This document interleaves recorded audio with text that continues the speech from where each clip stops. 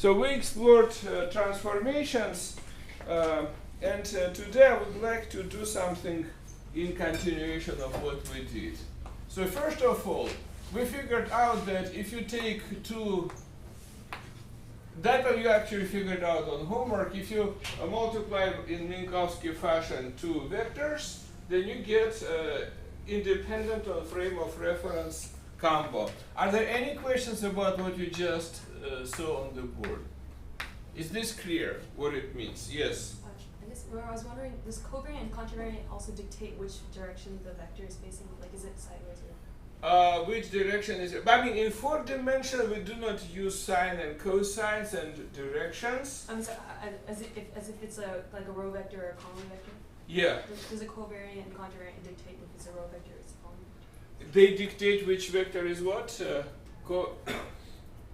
I was wondering if a vector is a covariant, does it dictate automatically if it's like a row vector or a column vector? Yeah, let's look at covariant as the row vector. This is a mu. And column vector will be b mu, contravariant. Make sense? So if you have a b mu on top and then multiply by a mu on the bottom, that doesn't make any sense. It's like, it still makes sense. Let me tell you how. So for example, if I write a mu, b mu, what does it mean? It means a naught, b naught plus a1, b1 plus 2 plus 3. All pluses, right? Now we know that lower index means upper index with minus for 1, 2, and 3. But it still stays the same for 0. So this is identical to, and this is identical to a naught, b naught minus a1, b1 minus a2, b2 minus a3, b3. Alright, do you see any rows and columns here? Not really. However, if you look at this expression, then you could find out that no matter which way I write it, if I will still find which of these two vectors is covariant and will put it in the row, and which one is contravariant and put it in the column, that will be still good. Does that make sense? So this is algebraic thing. It means take 0, 0, then take 1, 1, 2, 2, and 3, 3, and add them. Alright. Did I use any columns and rows? No, because I just used algebra. Can I visualize it using rows and columns? Sure. Let me take B, put in the row. Let me take A, put in the column. For just definiteness, we could switch them. We could put those in the row, that's in column. The result will not depend. But if you do it algebraically with just summation, you might completely have no idea what is row, what is column. I just know I need to summate them. Make sense? Yeah? Sorry, I don't understand why a mu, b mu is equal to a bar mu and then b mu. Like the first line. Yeah. What is that? That's homework problem, but I can tell you a little bit. So what is a bar? For instance, a naught. A naught bar is equal to gamma a naught minus beta a1. Right? Alright. What is a1 bar? A1 bar is equal to gamma a1 minus beta a naught, or I will say minus beta a naught plus gamma a1. And for this frame of reference, 2 doesn't transform, 3 doesn't transform. Does that make perfect sense? Yeah. You also know,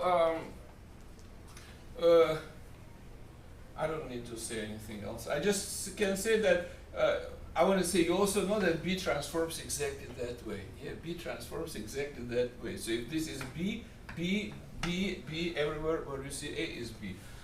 And now you can make this combination. What is A mu, B mu bar bar? It is gamma A naught minus beta A1 multiplied by gamma B naught minus beta B1, right? Subtracted 1, 1, subtracted 2, 2, subtracted 3, 3. And what we did last time, but vector was multiplied by itself, It was a square or x square, I don't remember. I think it was x square. Now it's ab. You reduce everything that cancels, and you will end up that this expression is equal to a mu b mu with no bars. I got rid of bars here, right? Simple algebra 1 transformations will leave you with this expression. Okay. What's the row column intuition? You know what? I never used it before. Each year I try something different. But for example, if you want to figure out why do we need two kinds of vectors? For instance, in linear algebra, you already saw two kinds of vectors, right? Row vector and column vector. So if you want to extend matrix product on dot product, okay, take one in the row, one in the column, and multiply row by column. Okay. So for instance, exactly same reason why matrix theory requires you to have row and column matrices, because there is no rule how to multiply matrices column, column. Because the number of elements in the row should be the same as in the column, right? As the rows, otherwise you cannot multiply. The matrices mismatch, they are not multiplicable. Yeah, multiplicable, liable, whatever. Yeah. It's just. I see. Yeah. It's just like a mu is like the collection of the a coordinates, and then in a column vector, and then b is in the row vector. And then in Euclidean, it's the same collection. In Minkowski, let's say, for instance, for the column, let's keep as they are. And for the row, switch sign on 1, 2, and 3 to the negative. Okay. Then summation will work perfectly well.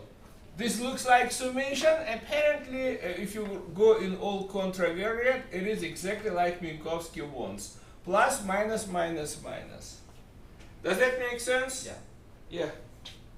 Should the last line, should the A have lower indices and be different, right?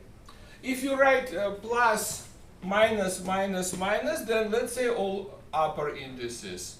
If you will write what exactly that means, then lower, lower, for instance, A lower, B upper. Okay, A lower, B upper, then all pluses. Makes sense, right? It really doesn't matter. Just select one of the other strategies, stay consistent. Either both upper or both lower, or one lower, one upper. If one is lower, one upper, use all pluses. You will get the same result.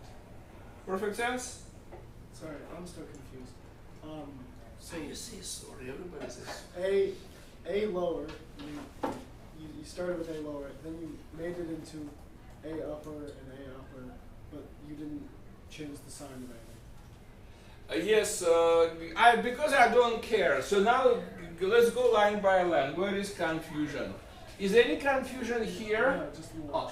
Is there any confusion here? Yeah. Let's catch where confusion comes. Here? Yeah. Good. I decided to go with all upper indices. Sure, why not? If all are upper indices, then I should explicitly write minus 1, 1, minus 2, 2, minus 3, 3.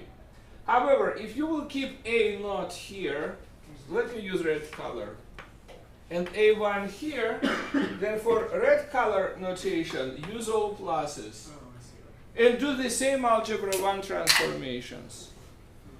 Does that make perfect sense? Yay? Guys, here is the thing. You need to do this. Not even if you see, yeah, guy, I see the answer. No, just do it. It's like if you know how to go embroider, that's not good reason to stay here and sleep in the, or to your dorm. It's not good reason to sleep on the street just because you know how to go to the dorm, not going to the dorm, right? That's stupid, right? So same thing. Please do it all the way to make sure that you know exactly how to go around each little rock and not break your nose. Make sense? Sorry, okay, last question. Why sorry? Jesus. Yeah. So I understand that the upper indice and the lower indice correspond to if it's a row vector or a column vector, but For example, yeah, we but could do other way around. why do we have minus signs when we use like two row vectors, for example? Like where Okay, is the minus sign? if row vectors do not exist, I don't know what is row vector, what is column vector. I just know nothing at all. Yeah. All thing what I just discovered is that old-fashioned x naught square, or let me go with inner product, A naught B naught plus A1 B1 plus A2 B2 plus A3 B3 is not good combination in the sense that in all frames of reference it has different value. I don't want to call this scalar product. It's maybe whatever, Sine-Barbarian product. Okay. Alright, but if I figured out that this combination holds invariant, which means that exactly same thing with bars holds, then I would say, wow, this is so special, right? Yeah. Awesome. So, and we could completely live that way. And then we decided, okay, all the time writing pluses and minuses is so boring. I can introduce new index notation that says zeros take with pluses, others take with minuses. Or another alternative, I can introduce lower and upper indices, so therefore lower indices are actually itself negative. So I can consume minus inside B. Okay.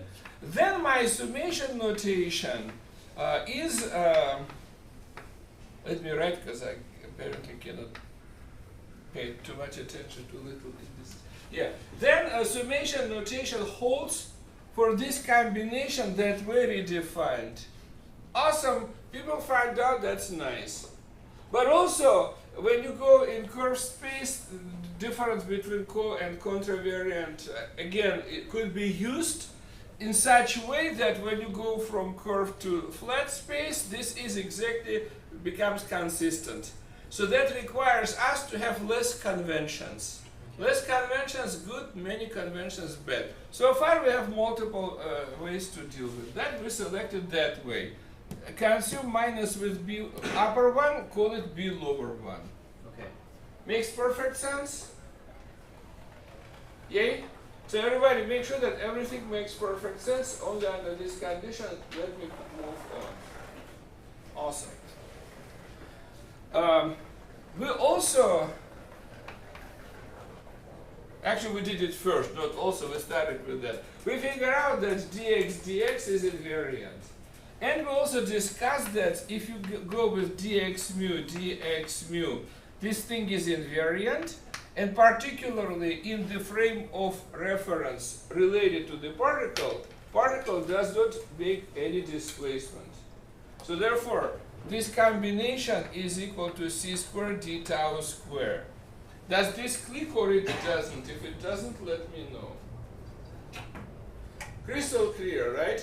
If unbar frame of reference is where particle travels, and bar rate of reference related to particle, then particle's displacement is 0. So what we subtract here, this is x naught squared, right?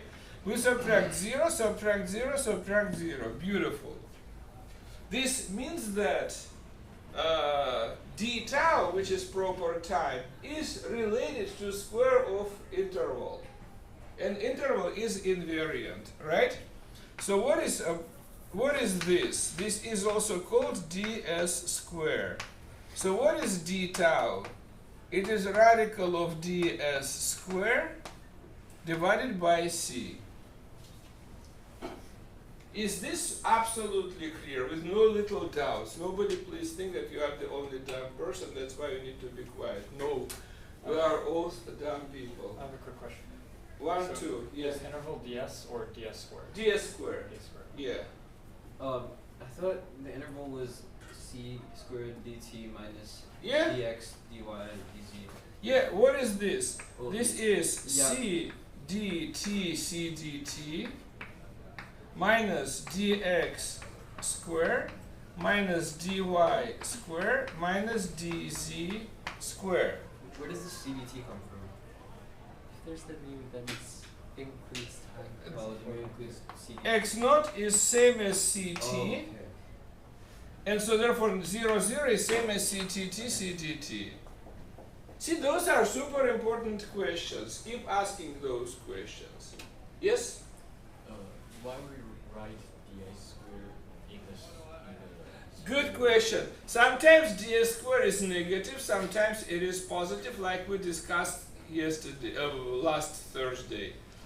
time lag and space lag, and I don't want to deal with. I don't want just define. I don't even want to define what is ds, because for negative ds squares, ds should be complex. Is it positive complex? No, I don't really want it. I will never use it. So therefore, let me keep. But for real path, for real object moving, ds is always positive. It is clear, right? Because you cannot travel. You cannot travel farther than c dt, as long as your velocity is less than c. So therefore, for traveling object, when I'm talking about proper time, this is definitely positive. So my definition of d tau is not ill-defined. Makes perfect sense? So if you have interval meter as you travel, right? It's the same as proper time meter. So your clock on u is interval meter. Just multiply it by square it and multiply by c squared. That's your personal interval. Does that, yeah? So if people use a different signature, Yeah. how do they get around? They write here negative under article. Yeah. That's why I like this signature in order to not write negative under article. But GR people more prefer another signature and never say which signature is better. Whichever is book written, that's the best for that book. Yeah. Any more questions? Are we good? Now, remember, we made a statement last time. Coordinates transform according to this rule. dx naught is equal to gamma. Let me go from bar to not bar. Dx naught minus beta dx1. dx1 is equal to gamma negative beta dx naught plus dx1. dx2 is dx2 and dx3 is dx3. So that was awesome. This is a four vector, and if you divide this each component of 1, 2, and 3 by dt, which is by dx naught, you're getting Centaurus. You know what is Centaurus, right?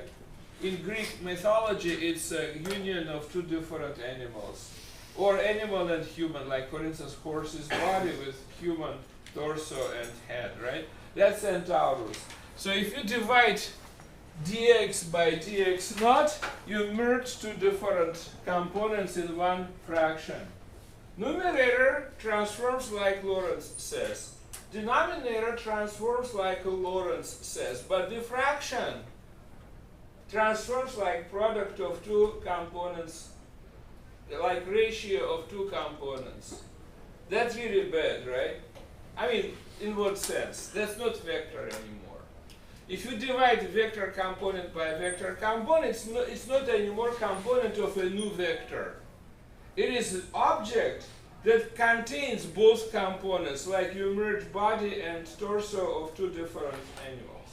Does that make sense? All right.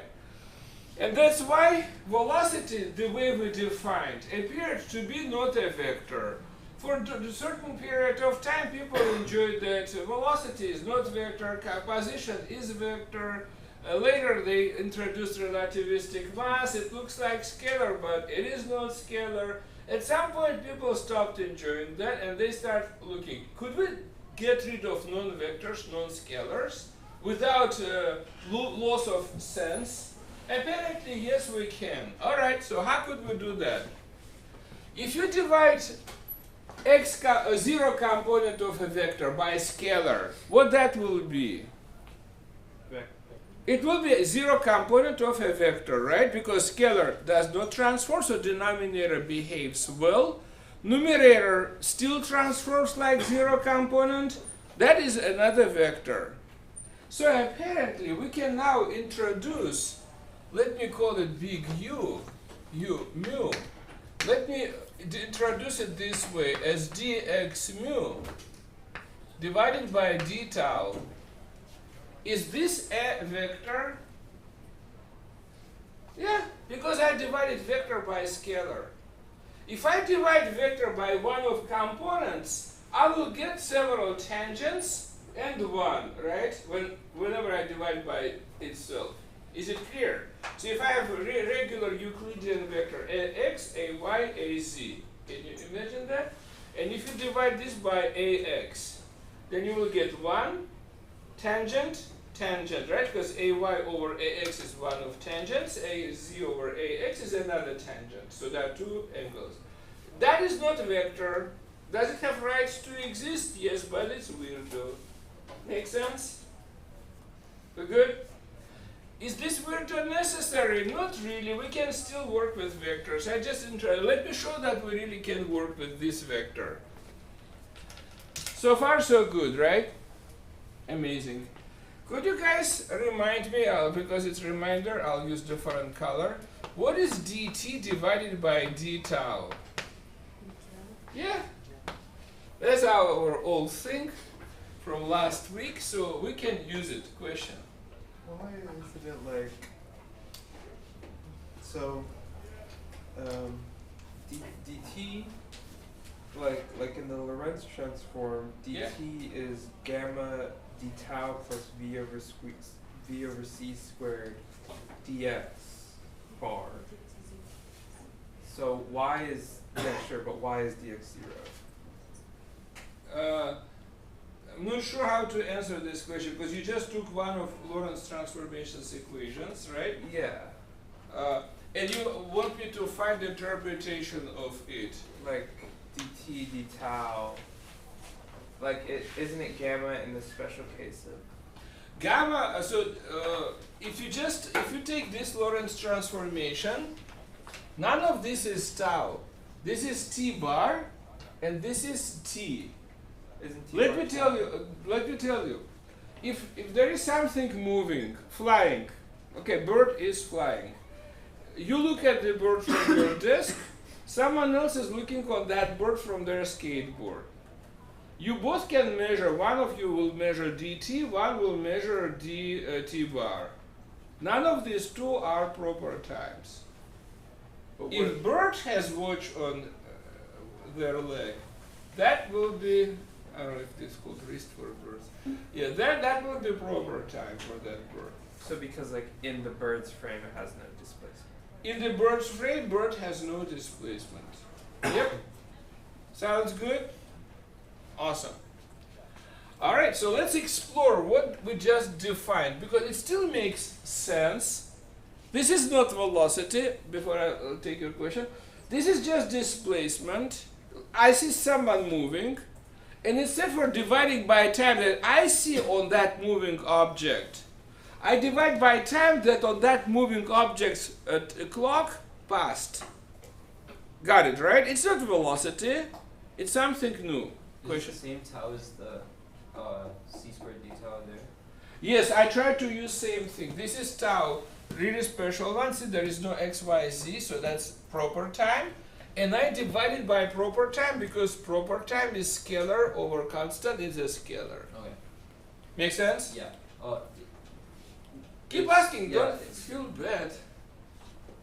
So ds squared is equal to c squared times the proper time squared? Is radical of this. Also, it is equal to that. Why? Because in proper frame of reference, you do not displace relative to yourself. Yeah, okay. That's why. That makes sense. Make sense? Question. So this is the displacement that you see them doing. Uh-huh. The time that they see. That they see. Okay. Why such strange choice? I mean, you would never think that way in classical, not relativistic theory. Because naturally, I would see them, good. I would measure time myself, good. I would divide one by the other. And now these annoying math people came to me and said, you know what, you divide one component in 4D space by another component in 4D space. Ugly. Now I try to grow up, and instead for dividing by one component by the other component, finding such scalar that still makes sense. So if I see how fast that person travels, measured by time on their watch, that still tells me how fast they travel. But mathematically it is beautiful because now I divided vectors component by scalar. Wait, so that tells you the velocity that you see them moving, or the velocity? It's not an old velocity, it's some kind of new measure of how fast they move. We cannot use word velocity. I cannot use word rapidity because rapidity is another parameter about how fast you move. But this one is called for velocity. So for velocity is not velocity. We'll see a relationship between them, and we will see that they are one-to-one. So if you go, if you know velocity, you can immediately calculate for velocity, and if you know for velocity, you can immediately calculate velocity. Which means that they have exactly the same amount of information about your motion. Makes sense, right? It's like if I measure in feet and someone else measures in yards, we'll have different numbers, but we know exactly how to compare 5 yards per second to 7 feet per second. Yeah. We will recalculate in the same units and say, okay, that's what it is. Makes perfect sense? Guys, this is, I mean, everybody has some experience with sports or music. It's like in sport or dancing. You learn new routine practice, otherwise you got it, but I mean, I don't think you will feel it, right? Everybody who has any experience with music, with dance, with sport know exactly what I'm talking about, right? Specifically, professional dancer dance, it looks so simple, and then try and you will see, oops, I need to practice. All right, we good? Everybody's super good? Okay, good. And one of reasons to practice, then you will feel less rusty during next lectures. Makes sense, right? So I'm a little fast in the end of this quarter. Not faster than I need. I'm not making any gaps, but you will feel much better if you practice on what you just heard in previous lecture, and it will be more natural for you, smooth, whatever you call it. But don't keep yourself without question. Ask me. I keep asking. We're good. Let's explore it. So let me calculate. Let me start with U, whatever, 1. You want me to start with U naught? Let me start with U naught. This is so far the least interesting. Later it will become as interesting as the rest of components. But so far it's not interesting at all because we know what is x, y, and z components of velocity. We never had 0 component of velocity. Let's see what it is. Any questions? Oh. Yeah. This is just called the 4 vector velocity? It's for velocity. Yeah. For hyphen velocity. Like for vector, for coordinate, for velocity, for momentum, etc. For hyphen velocity. So 0 component of for velocity. Beautiful. It is defined as dx naught over d tau. Right? By definition. What is dx naught? It is c dt. What is d tau? D tau. What is dt over d tau? Gamma. Yay! This is just c gamma. We don't know what is 0 velocity in 3D space, so we do not expect to say anything about that something, whatever, right? Next is important. As I said, this one will become important soon also. U1 is dx1 is defined as dx1 over d tau. Awesome. What is dx1? Is dx in terms of x, y, z. What is d tau? From here, d tau is equal to dt over gamma. dt over gamma. What is dx over dt? ux. Awesome. 1 over gamma is just gamma. ux. Amazing. We got that x component of for velocity is regular velocity in x direction, I mean pre-relativity, multiplied by gamma. Now, really important thing. What about not relativistic velocities? What is gamma at not relativistic velocities? 1. 1. which means that for such slow objects like rockets, like several miles per second, what is it? Nothing, right? Compared to light. The gamma is almost 1. So therefore, all our intuition built for velocity x component perfectly works for this, for not super fast phenomena. Pretty? Pretty. If velocity u is approaching c, what happens to gamma? Approaches what? Infinity. Ooh, that velocity is not limited. With 4 velocity, you could run from negative infinity to positive infinity with any value. Pretty? Pretty. Is every value of regular velocity unique in terms of 4 velocity? Yes, it is. If you plot this graph, you will see the following. If you plot, for instance, ux versus big U1, then you will see that this will be vertical asymptote. So for every value from 0 to c for ux, you find exactly one value for big U1, which means that no more information, not less information. It's just scaled thing. Regular velocity cannot exceed c. That velocity has no limits. So when you approach c in terms of regular velocity, in terms of 4 velocity, you approach infinity. Awesome question. So the gamma is like, the gamma uses the magnitude of the regular velocity, right? Exactly, entire So regular velocity. if you, so that means big U could be affected by the y and z components? Yeah, as because well, of gamma. right? Yeah. And then My graph is for 1D motion. for If 1D. motion is not 1D, there's also 1-to-1 correspondence, but this is for 1D motion. It's still 1-to-1, okay. Okay, thanks.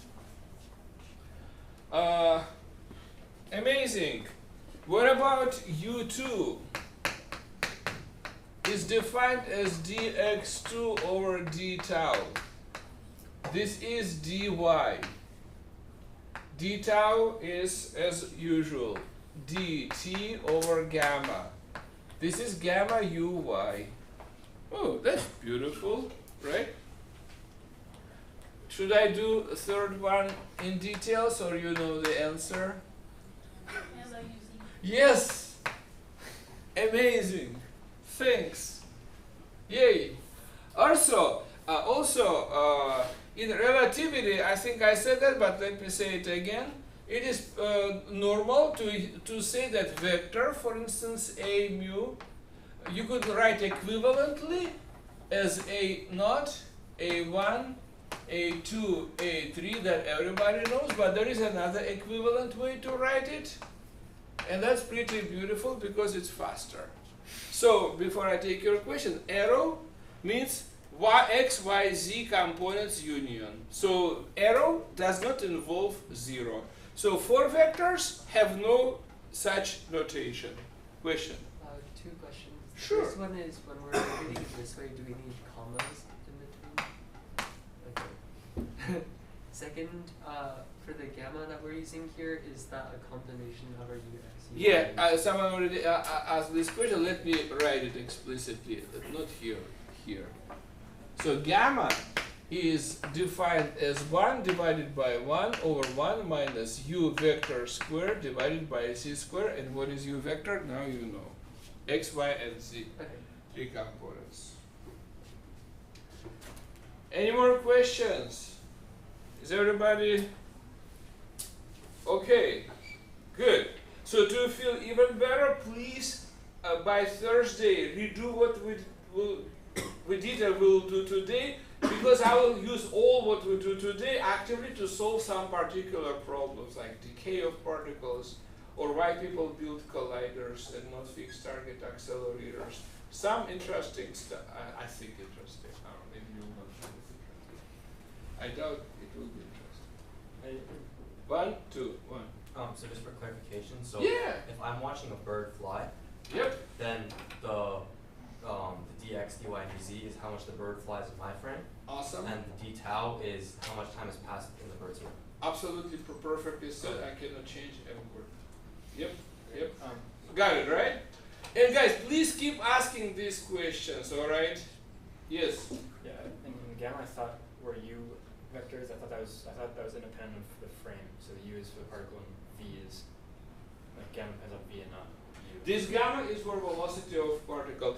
Maybe I remember I said that, but just in case if you don't remember, gamma is defined as 1 over 1 minus u squared over c squared. This is particle. But if you use gamma for the frame, it's still gamma, but now v squared, it is for the frame. Okay. It's not 100% common, but most of the book use u for particle, v for frame. But gamma is used for both. And so, and here. And in CS35, when we will use it for particles and for the frames, there will be one crazy thing where everything will be meshed together, several frames of reference and particles. We will use gamma sub u, gamma sub v, just to make sure we know what we are talking about. There will be that long equation with everything in one. Okay, so are these the big U, are those gammas gamma v or gamma u?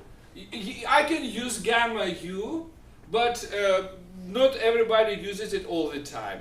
Unless you get an equation where they all participate. I don't mean the notation, but in these equations you just got, those are gamma v's, correct? No gamma u's. I mean, everything. Oh, yeah, right. Let me see what I want to do. I know what I want to do. If I'll put here item 4, that should take away confusion, because in item 4 I only have one frame of reference. Right, okay. And let me tell you one really, I think, cool thing is that you could measure proper time from your frame of reference.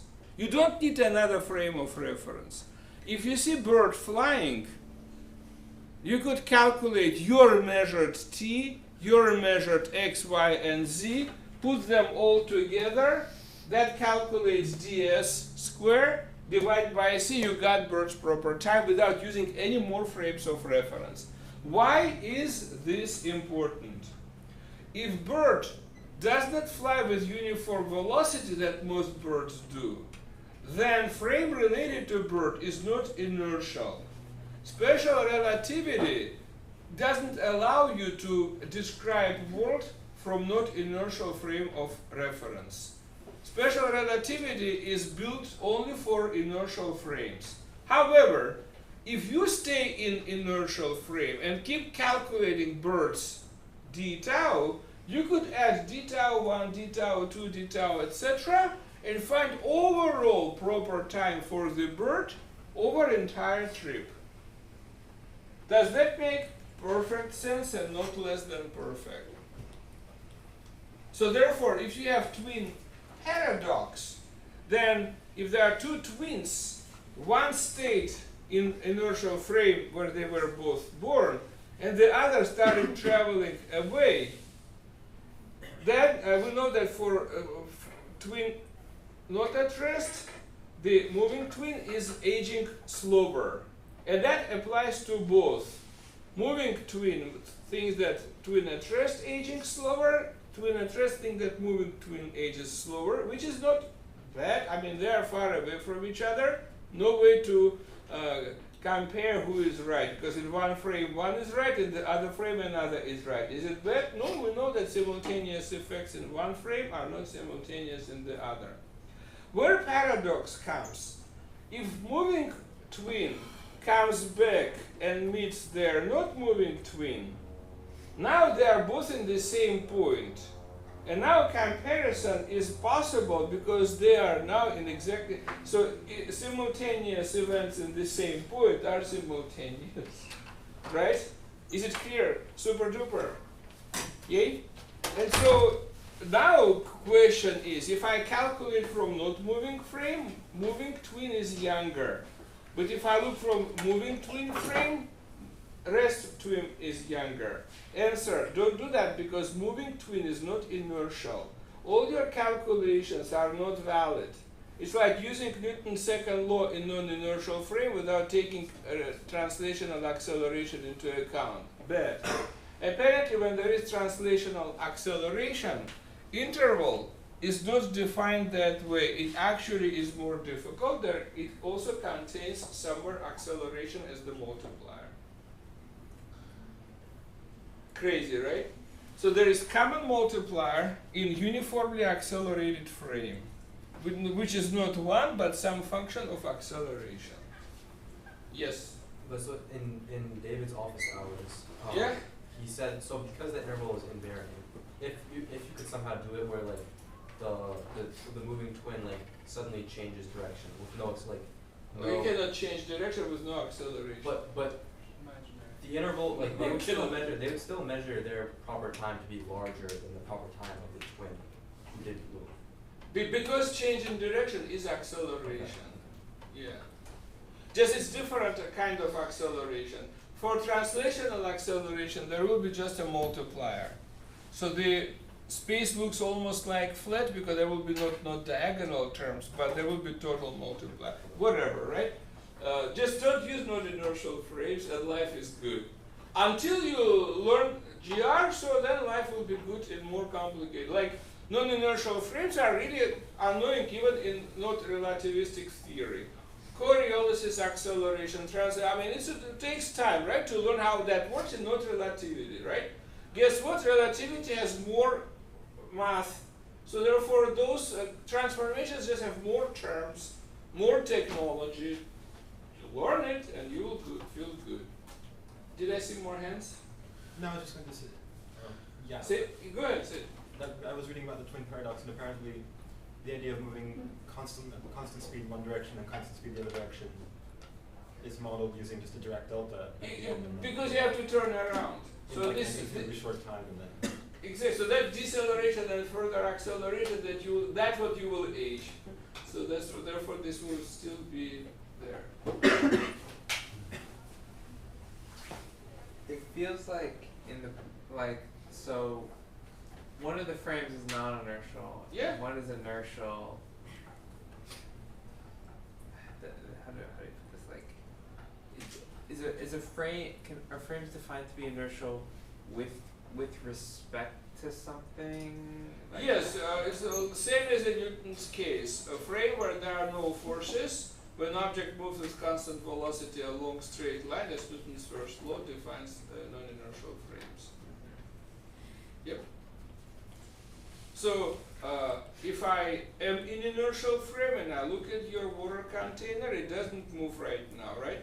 If I shake my head, or better camera, because head, my brain does transformation and I still think it doesn't move.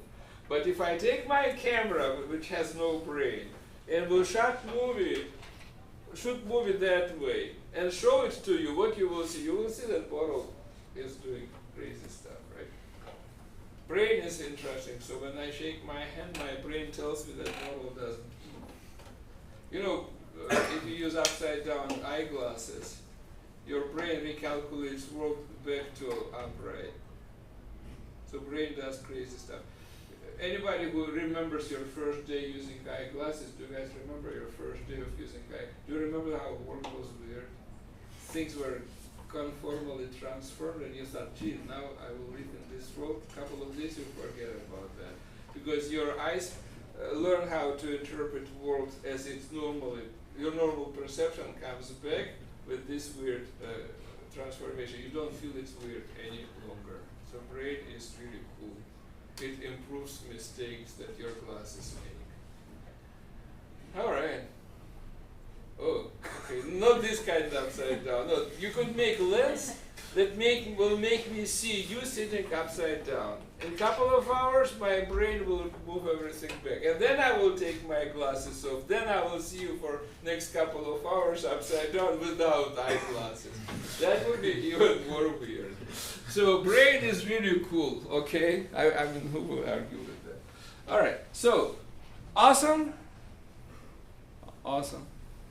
So that's for velocity. So what is for velocity? To summarize, we can say that for velocity is, before I will do that. Gamma is present everywhere. You see that, right? So why not take it out? Zero component has only C. Ux has gamma Ux, gamma Uy, gamma Uz. So that's U. Beautiful. Look at that. Transition from regular velocity to 4 velocity. Pretty simple. Makes perfect sense. Awesome. I will do one more thing and necessarily momentum. So let me see if one more thing will allow me. Yeah, I will still do this one more thing. We'll try to fit it. Boom, boom, boom, boom. Diagrams. 4, 5. Diagrams is the way to visualize space and time. We already did a couple of diagrams last time. So I will do again a diagram with x0 and x1. You guys remember that in physics CS 31-32 we use time horizontal, x vertical. In relativity people love it that way. I mean, maybe it's strange why they change it, but everybody does that. So we better learn this culture rather than complain and do something bad to old culture. So here you go. Question. Where is x1 bar and x0 bar? Interesting, right? Can we see those? Really interesting to see because that will make us to visualize this space. Let me give a completely unrelated example.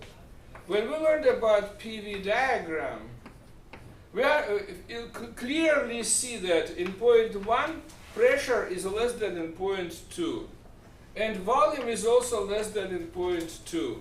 And if you see network of isotherms, you also see that temperature in 2 is also higher than in T1.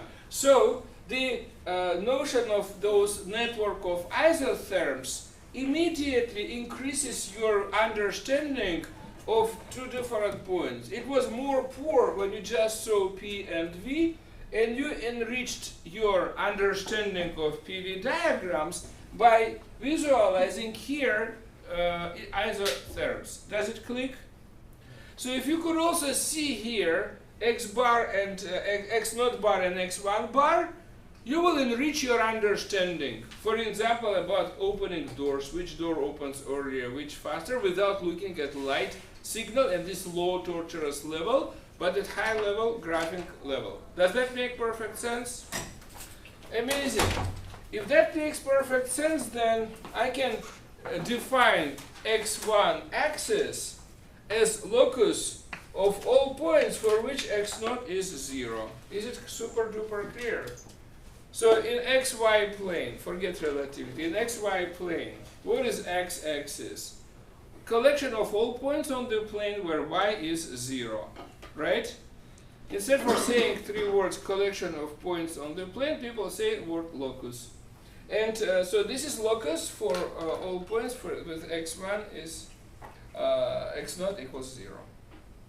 Does that make super duper perfect sense? Not less than super and duper and 2 exclamation marks. All right. How would you define x0? Yeah. Everything where x1 is 0, that is x0.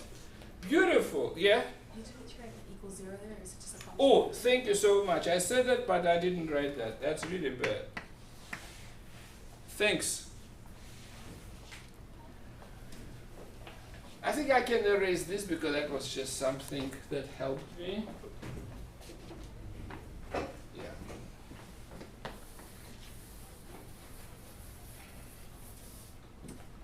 Amazing.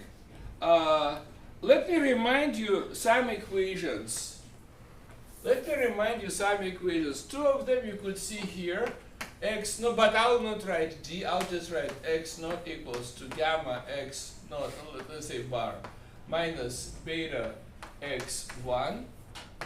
And let me do 2-dimensional pictures. I don't care about these, and why is they do not even transfer, so who cares about those? So x1 bar is gamma negative beta x0 plus x1. X naught, no bar, is equal, you help me. Not bar plus beta x. Awesome. Because if bar travels with v, yeah? x1 bar. As excellent, thanks. Awesome, please keep catching bugs. So if bar frame travels with v relative to unbarred, then unbarred relative to bar travels negative v. So beta substitutes to negative beta. And keep watching me making possible typos. Oops, already several typos. Negative beta x naught bar plus x1 bar, boom. I think it's positive beta. Excellent, genius, not genius. Thanks so much, it makes my day all the time. Yes. Yeah. Good? Yeah. I was thinking about giving label goose to a person who finds typos. So whoever finds 10 typos gets 10 geese, or whatever. Yeah, okay, hopefully lame joke helps you to move on. Let me move on. Help me, let me number these equations. 1, 2, 3, and 4. Ooh.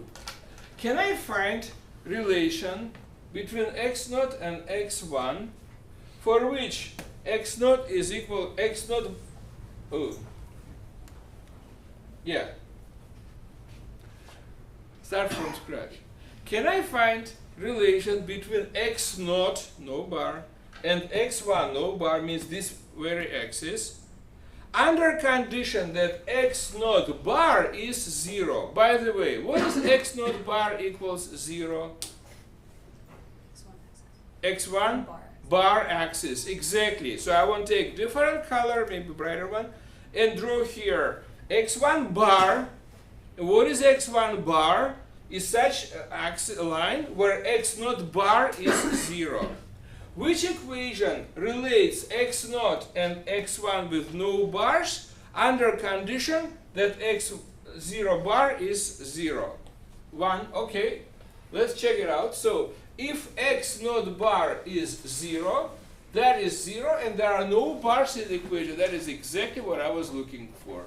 Is everybody with me? So x0 bar equals 0, and equation 1 leads to the following expression. This is 0, this is gamma. Who cares when the entire thing is 0?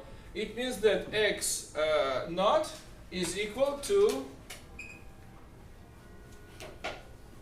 Beta x1. awesome. Is it super duper clear?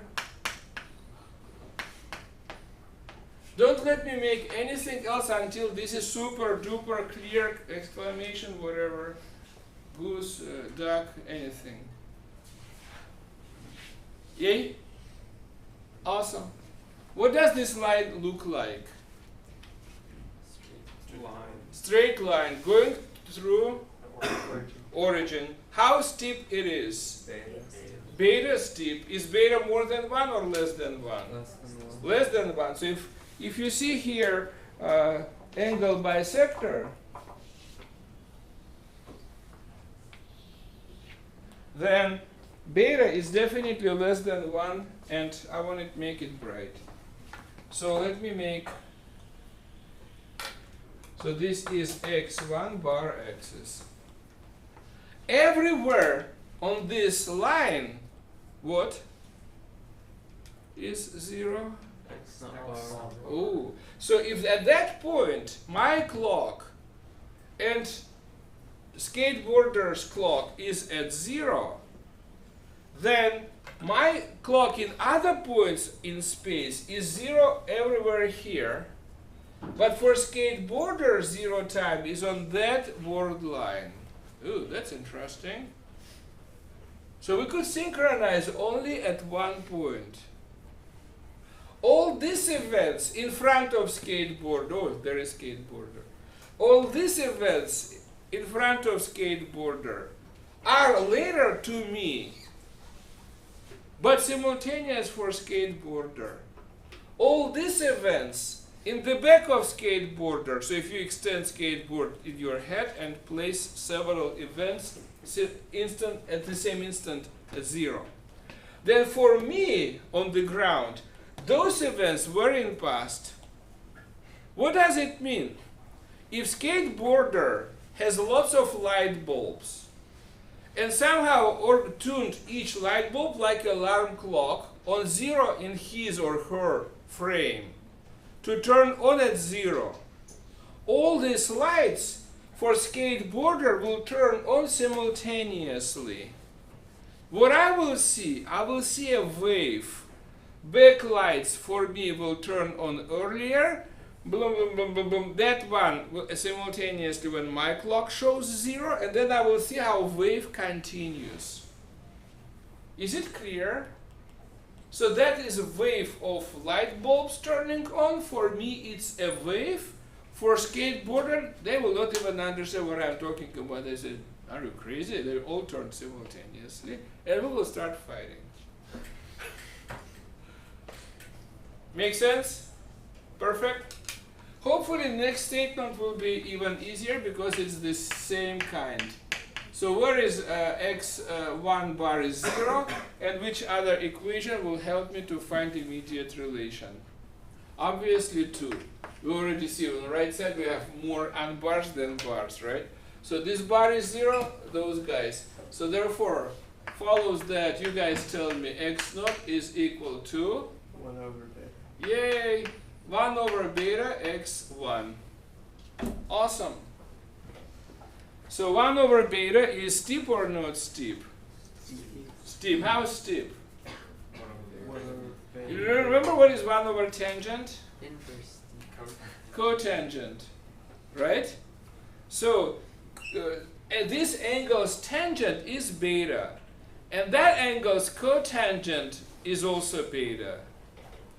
What does it mean? These two angles, if they are complementary. So this angle and that angle,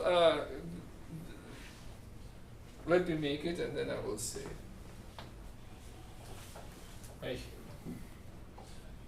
Looks okay, kind of. So this angle and this angle are complementary. And let me write here. X dot bar. Does that make super duper perfect sense? Now, if I will make another picture, because this picture is not super pretty, it's selfish picture from me in unbar frame of reference. Because I said I'll draw my axis pretty, but they will make 90 degrees. And poor skateboarder agreed to that and got these skewed directions. Now let's make this skateboarder feel good. Now x1 bar and x0 bar are beautifully presented. And now let me be that secondary person. What does x1 look like? I need to set what? X not equals 0 and use equation 3. Yep, equation 3. And I'll get that x naught bar is equal, now I need to use this as the major variables. X naught bar is equal to negative beta x1 bar. Thanks. Yep, so here you go. Now my axis will go below. And guess what is x1 bar? Negative 1 over beta x 0 bar. And that one, you know, let me move this notation here to make room. Isn't it